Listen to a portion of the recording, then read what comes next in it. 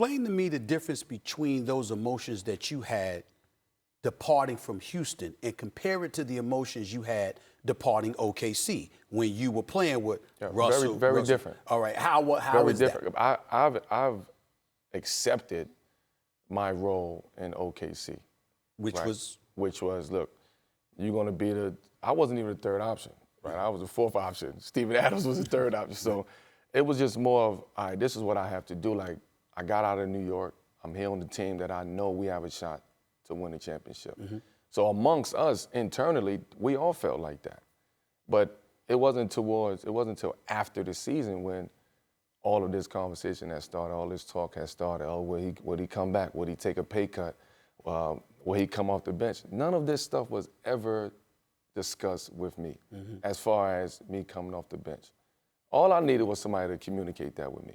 And I think people was afraid to stand up and communicate that. But would you have accepted that, Melo? Because when people look at you, they think about a guy like Allen Iverson, who was initially reluctant to come off the bench in the twilight of his career. Right. D. Wade, your brother, guys like Vince Carter and others, they were more willing, even though it was a challenge for them too. Right. They were more willing to accept those roles. When you talk to people around the NBA, they did get the impression that wasn't anything that Carmelo was willing to accept. Your wife Lala came on First Take, was like, my husband coming off the bench? Right, I wasn't willing to accept that because that never was explained to me. If you sat down with me man to man and said, you know what, look, what's best for this team is for you to come off the bench. I probably would have fought it a little bit, but then I'd have stepped away from it and said, you know what, yo, this is what's best for the team, right? I went to Billy Donovan himself and said, what do I have to do, right? What do you need from me? And everybody can vouch for that. What do you need from me? What do I need to do? And he told me, I said, look, thank you, I appreciate it. This is what you're gonna get from me. I really honestly wish the OKC situation would have worked out. I thought it was gonna work out. This was conversations that me, Paul, Russ, we had every single day. And why do you feel it did not work out? I think it was bigger than basketball. I think it was a tax situation, right? But I think they knew that of me coming in there.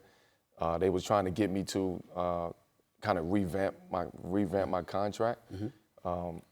And at that point in time, I just felt like the situation wasn't handled right. I felt like it was just a one-and-done situation in OKC, and I didn't respect that, and I didn't want that, because I went in there to fight, and I went in there for myself, I went in there for Russ, I went in there for PG, and everybody else that was there. Like, we was on one accord.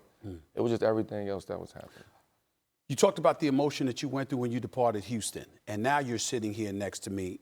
Do you really still want to play basketball? What do you want the world to know about your interest in still being an NBA player and the belief that you have in yourself at this particular juncture in light of what you've endured as to being an NBA player? Well, in my case, it's my silence is not my surrender, right? Like, just because I'm quiet and took a step back, like, I had to take a step back to reevaluate myself. I had to reevaluate my career. I had to reevaluate my life. So me going silent wasn't a case of me surrendering and saying, you know what, this is it. I don't want to do this no more.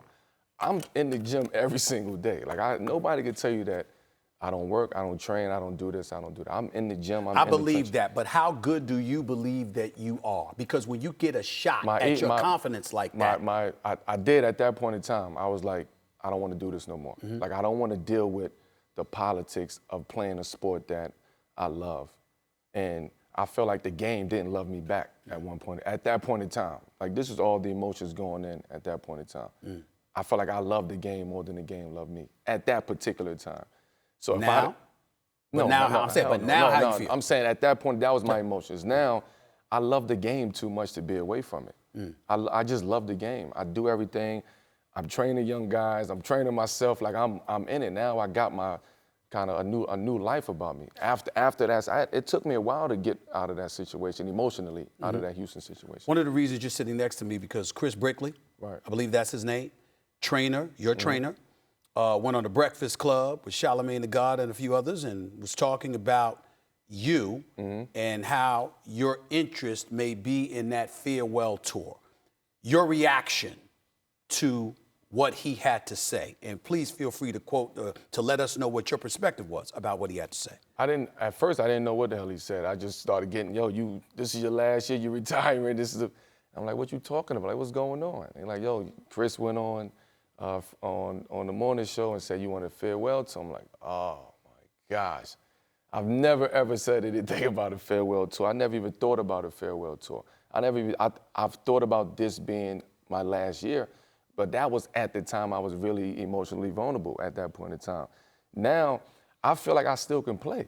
I know I still can play. My peers know I still can play. I don't think it's about basketball anymore. I think it's about me as a person willing to accept certain roles on basketball teams. Am I willing to accept a certain role on the basketball team? Yes, I've gotten to a point in Houston where I had to accept that role, and I was just getting into accepting that role. It was very hard. I gotta say, it was very hard to accept that role. Coming from New York, where you're averaging 22, 23 points, all-star, you go into another team, you go to OKC, you gotta take a step back, and then you take the ultimate step back to come off the bench. Like, that's major, major ego hits. So it was a whirlwind for me over the year and a half. But I got to a point in Houston where I can accept that. I'm gonna do that.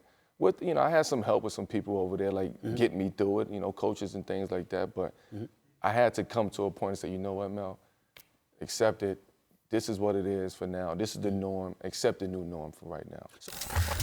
Thanks for watching ESPN on YouTube. For more sports highlights and analysis, be sure to download the ESPN app. And for live streaming sports and premium content, subscribe to ESPN+.